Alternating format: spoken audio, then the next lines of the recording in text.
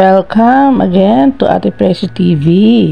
Tayo ay magluto naman ngayon ng pinangat na dalag na nabili ko sa taga-Ubando na naglalako dito sa amin. At kung bago ka pa lang sa aking channel, please subscribe, like, and share, and leave a comment too. Thank you.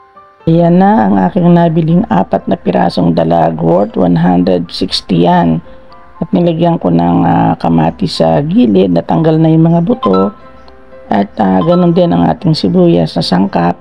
Plus yung napitas ni Girly na puso ng saging dito sa aming bakuran. Yan, nilagay ko sa gilid.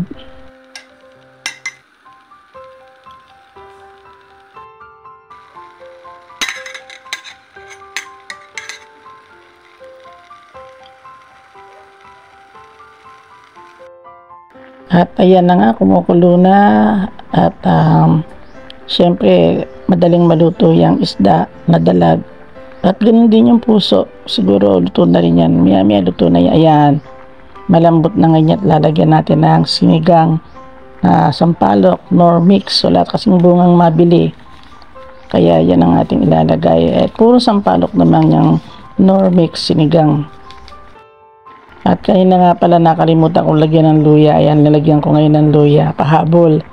Di pwedeng walang luya. Pampatanggal ng lansa rin yan ang luya. And kung meron pa naman akong olive oil, yan, lagyan natin siya.